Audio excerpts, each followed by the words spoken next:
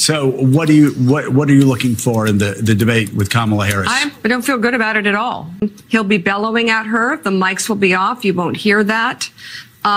He'll be unchecked repeatedly when he lies. And I fear the questions will act like this is 1978 or something. And we want to talk about policy with each of these candidates. And I fear that he will be sane washed. How does the vice president, in your estimation, how should she talk about the stakes of this election in terms of not just the threat to democracy, which we heard from President Biden a lot, and that's an argument that she's moved away from a little bit, but also this idea of freedom, which seems to be more the center of her campaign? I don't know how she's going to do it. I mean, I don't mean to say it can't be done. I don't think she can.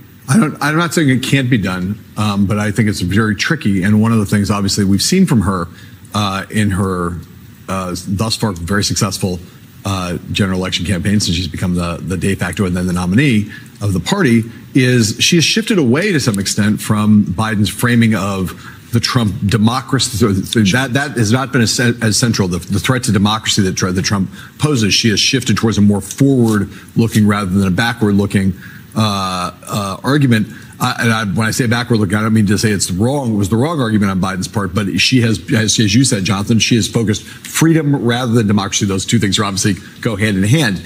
I do think that, you know, one of the things she wants to do is to both be commanding. This is something that people around her understand, that the way that you win debates is not with zingers and certainly not with policy. In the past, policy is fine. There'll be some discussion of that, but the way that the winners of debates, the way we think about them, is the ones that command the stage in the moment. And we saw, George W. Bush lost the first debate to John Kerry when John Kerry challenged George W. Bush in a way that an incumbent wasn't used to and commanded the stage in that first debate. Obama lost his first debate with Romney in a lot of ways for the same reason. Won his first debate with McCain in that way. You remember those. You remember moments from that. You don't remember zingers from those debates. You just remember that in some respects, there's an impression of command.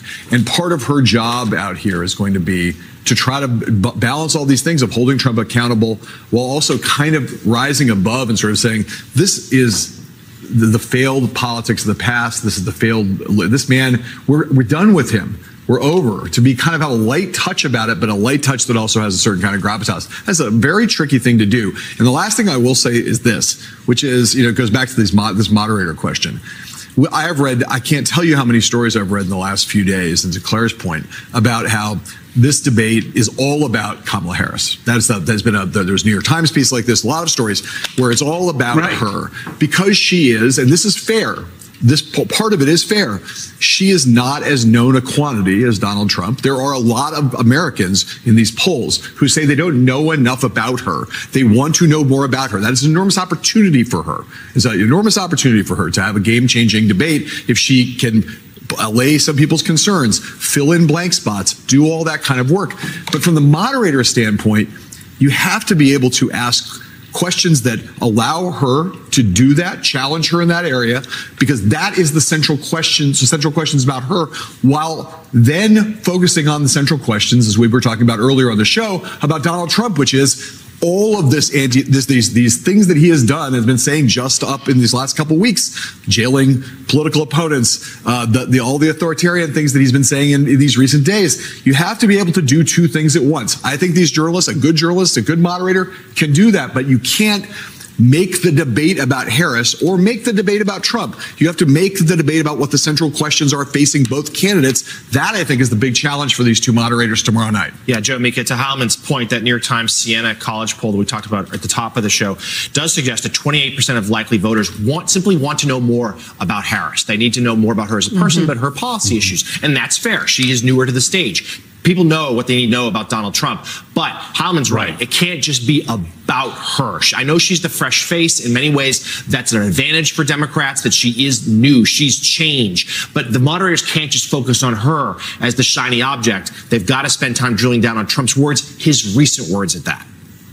Yeah, the race is in effect tied. You talked about the New York Times Siena poll, which always tends to be an outlier in favor of Donald Trump. You also had CBS polls yesterday that showed the swing states just a dead heat. They're tied. So the race is tied. So what are you looking for in the debate with Kamala Harris? I don't feel good about it at all. I'm sorry. She'll be face to face with a convicted felon, a man who has been found liable of massive fraud, a man who knows how to lie so much he ripped so many people off, millions and millions of dollars. On top of that, being found liable for sexual abuse in a case that the judge called rape. This is not a good guy. This guy is convicted in a hush money case where he paid off a porn star. He can get anything done. He can say anything. He doesn't follow by any rules. How do you compete against that, especially if you have moderators who are not going to stop disinformation?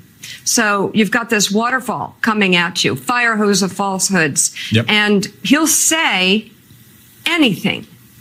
Anything at all. Nothing is off the table. So how do you compete against that? And in my opinion, he'll be bellowing at her. The mics will be off. You won't hear that. He'll be unchecked repeatedly when he lies.